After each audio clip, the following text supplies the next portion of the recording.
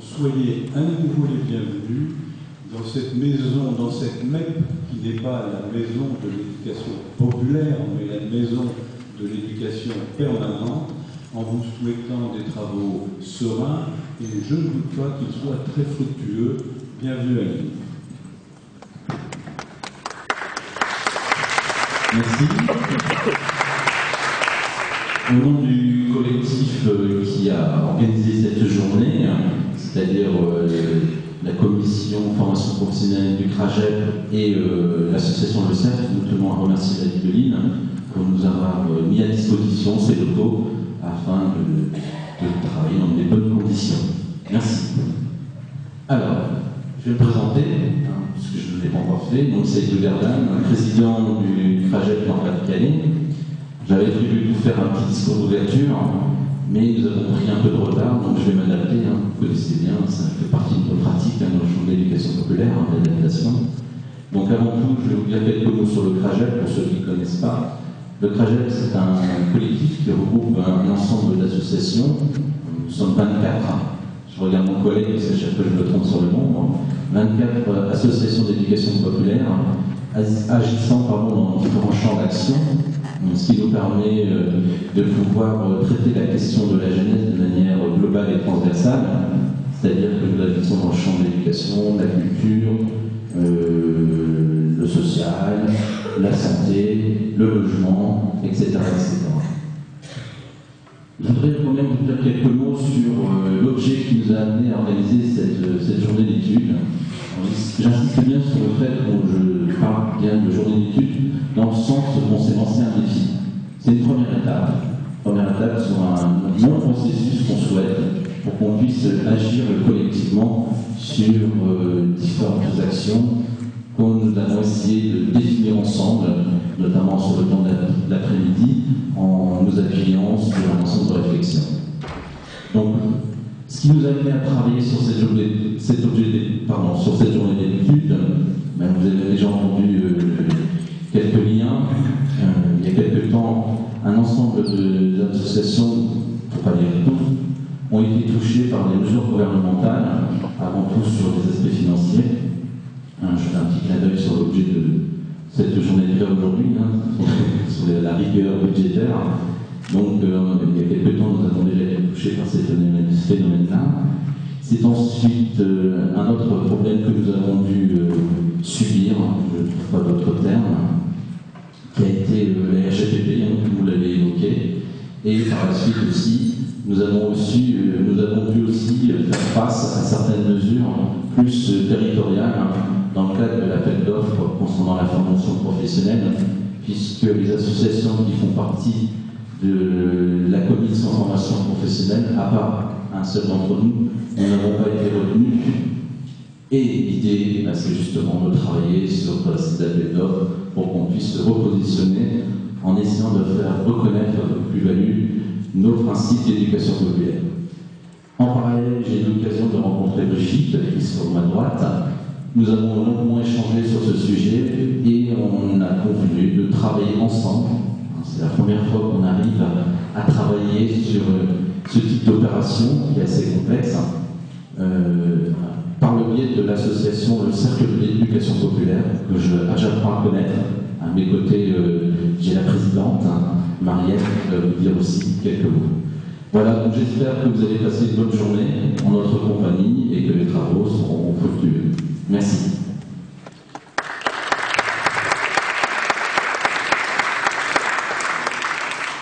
Bonjour à toutes et à tous.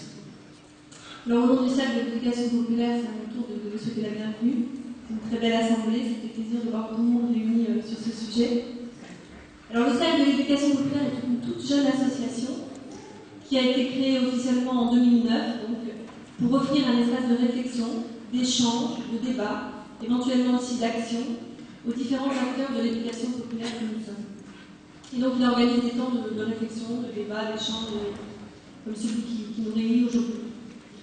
Avant d'aborder la thématique du jour, j'avais envie de faire une réflexion plus générale concernant l'éducation populaire à l'aide d'une métaphore qui m'a été citée par nos éléments. En fait, on raconte que les accidentés de la route se réveillent parfois de leur trauma, avec un membre paralysé, Alors que fonctionnellement, rien n'est abîmé. C'est juste la connexion qui ne se fait pas entre le monde et le cerveau. La liaison qui a été interrompue. Et pour les soigner, il faut leur parler de leurs mains, la toucher, la solliciter, de manière à ce qu'une représentation de leurs membres puisse à nouveau se faire dans le cerveau. On pourrait dire que nous, les acteurs de l'éducation populaire, nous sommes peut-être un peu comme ces accidentés de la route, victimes et ou complices des tournants malheureux des politiques ou de l'absence de politique en matière d'éducation populaire, victimes et ou complices de nos propres fonctionnements qui ont parfois tourné le dos. Nous avons tellement fait marcher notre main droite, organisation, fonctionnement, gestion, professionnalisation, pérennisation, structuration, que nous avons perdu la connexion dans notre cerveau avec notre main gauche, la volonté d'émanciper, la volonté de transformation sociale, la pensée critique, le sens de la lutte, du mouvement, de l'action. Ce rendez-vous d'aujourd'hui à Lille, comme tous ceux que propose le cercle depuis ses 2 petites années d'existence, à Grenoble, à Paris, à Poitiers, pour parler d'éducation populaire et essayer de contribuer modestement à refaire peut-être cette connexion dans notre cerveau.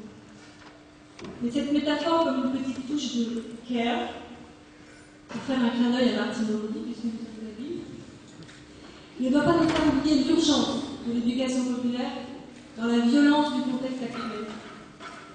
Si l'éducation populaire est cette démarche qui doit permettre à tout un chacun de comprendre les autres, de développer cet esprit critique, cette conscience politique, sans laquelle personne ne saurait faire de choix éclairés, prendre des responsabilités, agir et être réellement partie prenante de la société, alors l'éducation populaire est plus que jamais nécessaire.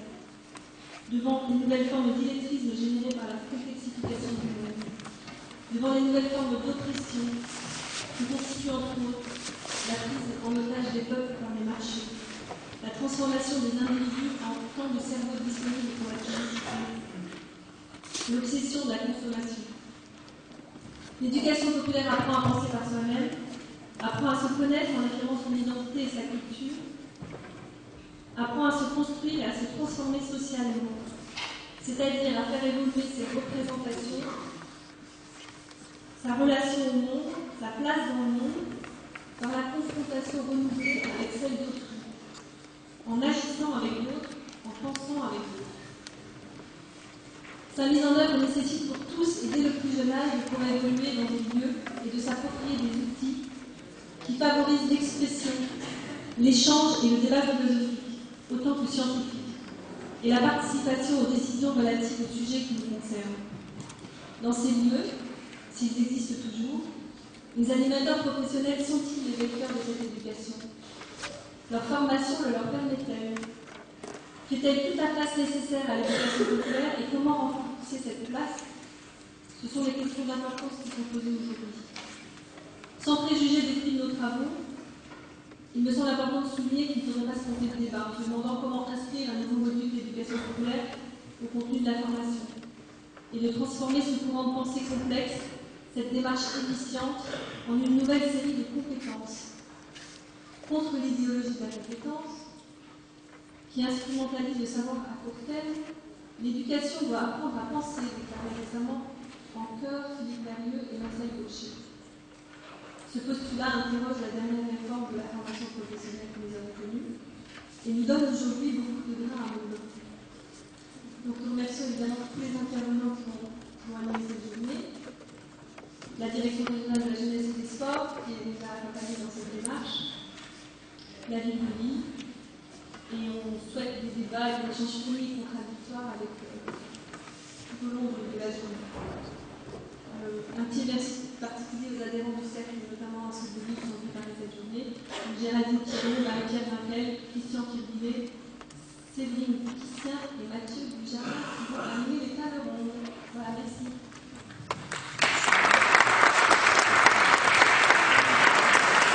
Merci Marielle. Puisque nous sommes dans les remerciements, je souhaite aussi remercier d'autres partenaires qui nous ont permis de construire cette journée. Le conseil régional, qui sera représenté par 2 élus, je ne les ai pas encore aperçus. J'en profite pour excuser M. Père de Saint-Ignan, qui malheureusement est revenu par d'autres travaux aujourd'hui. D'ailleurs, M. Touré va le rejoindre, je crois, c'est ça. Donc, il sera remplacé par la présidente de la commission de la formation permanente. Alors, en quelques mots, je vais vous dire un petit peu comment cette journée est organisée. Je ne vais pas m'étendre longuement sur le programme, puisque vous l'avez dans votre dossier de participants. 3 temps forts sur cette journée. Le premier temps va débuter juste après, sur une table ronde qui va se dérouler en 2 parties. Une première partie où vous allez pouvoir entendre différentes positions, je ne sais pas si c'est le bon terme, d'intervenants. En quelque sorte, on a essayé d'avoir une expertise, on va dire, sur la question qu'on s'est posée sur cette journée, afin d'éveiller notre curiosité, de développer notre culture, de réfléchir sur des pistes sur lesquelles nous allons pouvoir nous étendre dans l'après-midi. Le deuxième temps sera plutôt plus institutionnel, avec la présence de M. Bouvet, je l'ai vu. Ah bah il est là. Bonjour, j'en profite pour vous saluer. Donc la DRGSCS, le conseil régional et 2 personnes en tant qu'employeurs, une comité de communes, si je me souviens bien du pays de Péden, et un représentant de la Fédération des centres sociaux qui, au niveau du CRAGEP, est le premier employeur. Donc ça, c'est le premier temps. Le deuxième temps sera un temps un peu plus convivial et plus dynamique sur le temps de midi.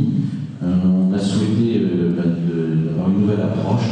Au lieu d'être autour d'une table, on sera plutôt amené à rendre visite auprès de personnes qui vont valoriser différentes initiatives en lien avec l'éducation populaire. Donc vous aurez l'occasion, cet atelier, de voir différents stands de valorisation d'initiatives. Cet après-midi, on aura des ateliers thématiques. Je ne vais pas reprendre les thèmes, vous les avez dans votre dossier.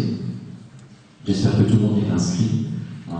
On sait qu'on va devoir gérer une certaine forme de frustration parce que les salles sont petites et on a beaucoup de demandes.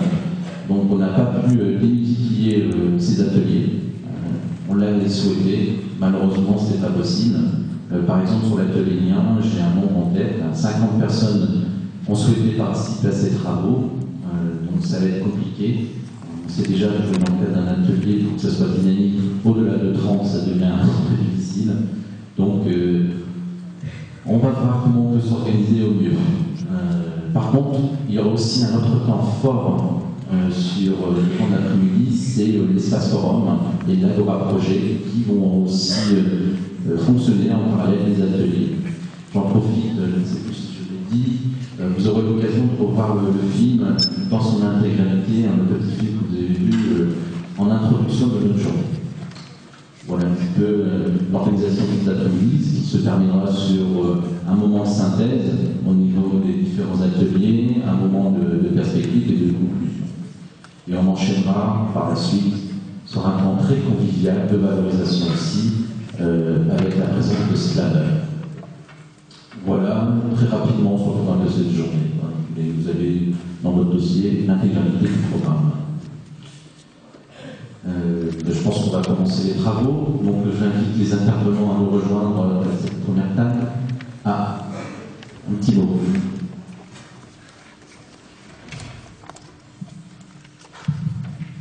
Bonjour, est-ce que vous m'entendez là si je parle comme ça?